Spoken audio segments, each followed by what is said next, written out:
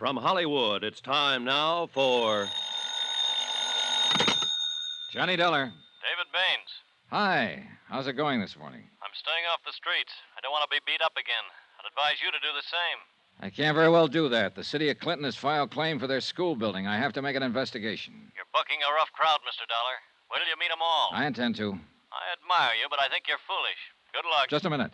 What? Not only did a school building burn down yesterday, but a man died in that fire. If there was something wrong with it, I want to get to the bottom of it. I expect help from you, too. I'll stay here until I hear from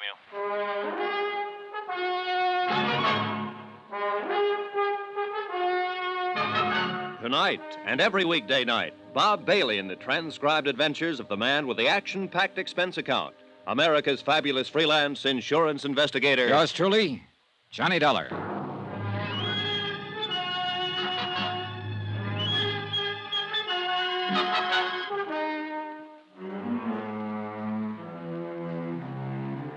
Expense account submitted by Special Investigator Johnny Dollar to United Adjustment Bureau, 418 West 61st Street, New York City. The following is an accounting of expenditures during my investigation of the Clinton matter. That's Clinton, Colorado.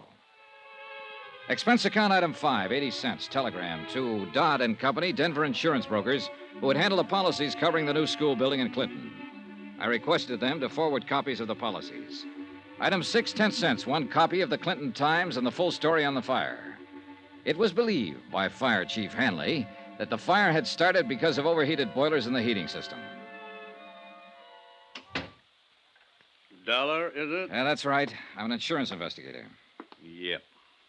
Well, what can I do for you? Tell me about the fire yesterday. You sound like you're carrying a chip on your shoulder, Mr. Dollar. We had word that building irregularities were suspected in that school, Chief. The word came from the janitor, Julian Osborne. He burned to death in that fire yesterday, and the building's gone now. You get as head up as you want it, boy. I got my own troubles. I'll tell you what we think, and you can take it, whether you like it or not. We think old Julian Osborne might have passed out, got drunk, or had a heart attack in that building. We think something like that happened, and the boilers kept right on going and built up the pressure.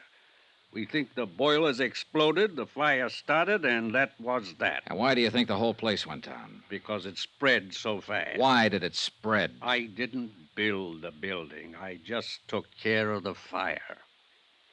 You're going to have to change your attitude around here if you want anybody to cooperate with you. All right, then tell me this.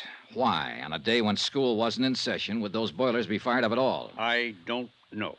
Chief, last night I talked to Sheriff Doherty, trying to get information about Julian Osborne.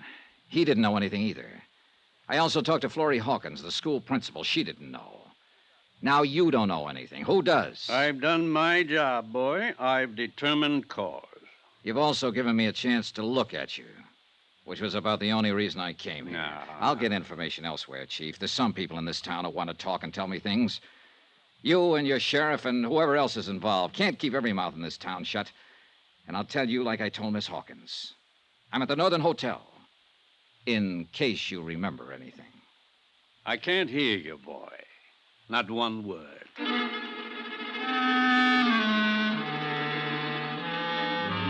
Expense account item 7, $1.80, breakfast in the coffee shop of my hotel for myself and David Baines, who still looked badly battered from the beating he'd taken the night before. You're taking a chance sitting here with me. Hope you realize that. Am I? I'm public enemy number 1 in this town. I'm the man who built the school that didn't stay up. Look, Baines, I want you to tell me all about it. If you have any information or knowledge that would be helpful in this investigation, then you better give out with it right now. What specifically do you want to know? First, the town. You know what this place is? It's a backyard. And only the rich kids can play here. Vickery, Hanley, Doherty, those are the rich kids, Mr. Dollar. The rest of us are, well, we live across the tracks. Let's start with Vickery. He's a builder. Not only here, all over these mountains. Grand Junction, Rifle Mesa, all over. He's got $1 million and a million angles. He's the one who sent me to Europe to study for a year after I completed my plans for the new building. Got me out of the way. Okay. Fire Chief Hanley. A friend of Vickery's. And any friend of Vickery's is going to get rich one way or another. Sheriff Doherty. He keeps the law orderly for Vickery. Very necessary. Okay, then. The fire itself. Chief Hanley says the school boilers blew up and caused the fire. There was no reason for those boilers to be fired up. No reason. If they were fired to blow up. They had automatic shut-off equipment. What about Julian Osborne? You say he notified the broker in Denver that something was wrong with the building, and that's how you got here. I don't know. They might have fired it for money, too. I told you I was in Europe until they constructed it. I got back in Clinton 4 days ago. I went over to see my building. They used my outside drawing, Dollar. Wooden beams where I indicated steel girders. Only half the plumbing and heating system, other things. It looked like they'd made it up as they went along. Did you talk to anybody about it? Oh, sure. The contractor. Vickery. He told me to keep my mouth shut and be a good boy. Do you think he got you out of town during the construction so you wouldn't interfere? I think so. I'm not important, but it was the easiest way. I understand Mr. Vickery is a little unpopular today. What? A delegation went out to his house to hang him or something. Baines was partially right. A delegation had gone out to see Roy Vickery in his polished pine domain at the end of town. They were still there when I drove up in my rented car. 20 or 30 irate citizens demanding an explanation for the lost school. 10 uniformed men from Sheriff Doherty's office formed a half-moon circle in front of the main entrance, their holsters unbuckled. The sheriff himself was directing the operation. All right, just a minute there. Hello, Sheriff. Huh? Johnny Dollar. I talked to you last night. Oh, yeah. Chief Hanley called me about you. The chief called you, and last night you called Florrie Hawkins. That was nice. Keep the wires burning. Chief said you came over to see him. Used abusive language, tried to cause trouble. The chief was mistaken. I wasn't trying to cause trouble, Sheriff. There's enough of that in this town. I was just trying to find out how the fire started yesterday. The chief told you how it started. I didn't believe him. Now, what do you think of that? You better watch your step around here, Mr. Dollar. You seem to be looking for arguments all the time. Not at all, Sheriff. I'm misunderstood. We understand you all right. How's Mr. Vickery? He's all right, and he's going to stay all right. I'm sure he will. But these people don't like their school burning down. It's expensive. Also, their kids could have been in it. I want to see Mr. Vickery about that. He isn't seeing anyone, Mr. Dollar. And we aren't letting anybody in to see him. Really? Did any of you people hear that? Now, look here. Hey, listen, folks. Listen to me, will you? Look. Now, listen. I'm an insurance investigator. I'm worried about what happened to your school yesterday. Keep quiet. They tell me Mr. Vickery built that school. The architect who designed it said it wasn't built to his specifications. Now, I want to go in and ask Mr. Vickery about that. The sheriff here doesn't want me to do that. I'll get you for this, Dollar. Wait a minute. The sheriff just said I'll get you for this. All right, hold it. Hold it, please. Please. Now, listen to me. Listen. I'll put it to the sheriff again so you can all hear.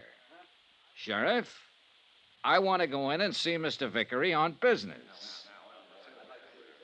Well? Go ahead. Thank you.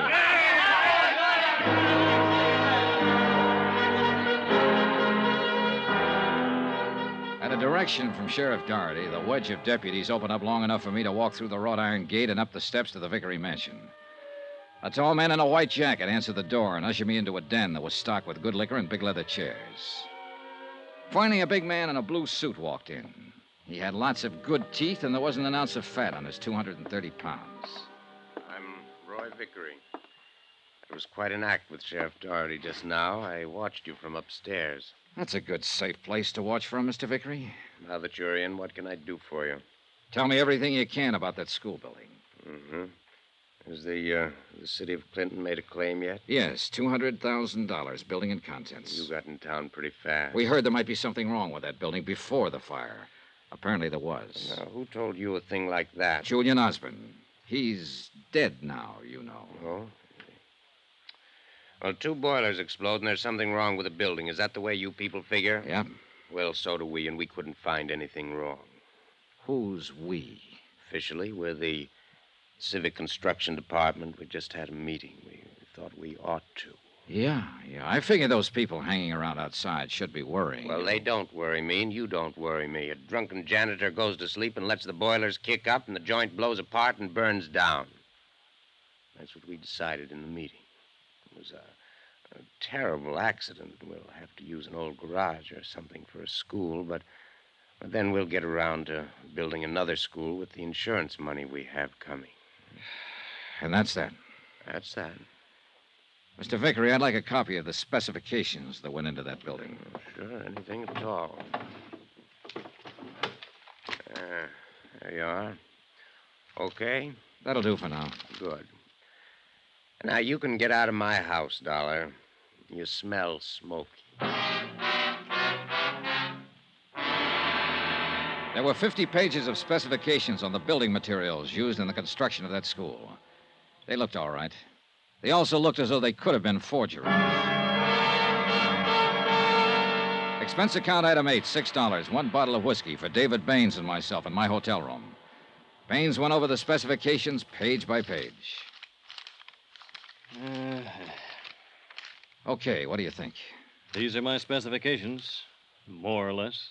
This is what's on paper that went into the building. How about what actually went into it? Well, the little I saw, they cut corners everywhere. The outside was just a shell of this stuff. You sure? These are my notes. I can remember this much. Can you remember it in front of a notary? I want a sworn statement.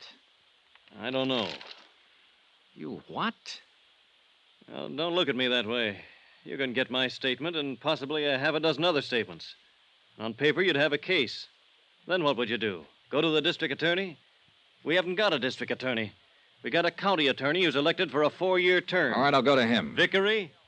Then I'll go to somebody else, the insurance commission. You try to go any farther, they'll kill you, Dollar. Well, let me worry about that. Now, will you make a statement? Sorry. That'd kill me, too.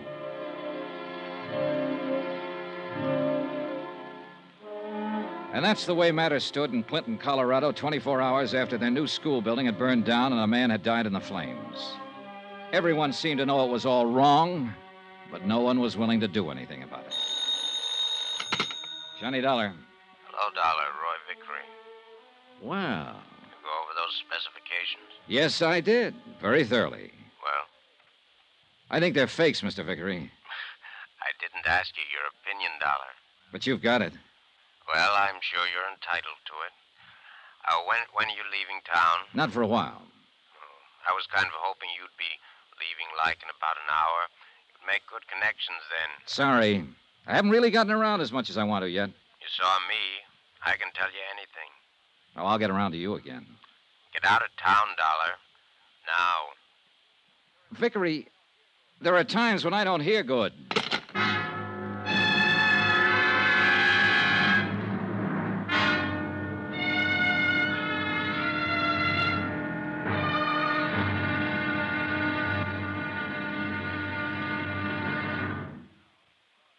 Now, here's our star to tell you about tomorrow's intriguing episode of this week's story. Tomorrow, a lady who promised to love, honor, and obey a building inspector, but wound up a widow. Join us, won't you? Yours truly, Johnny Dollar.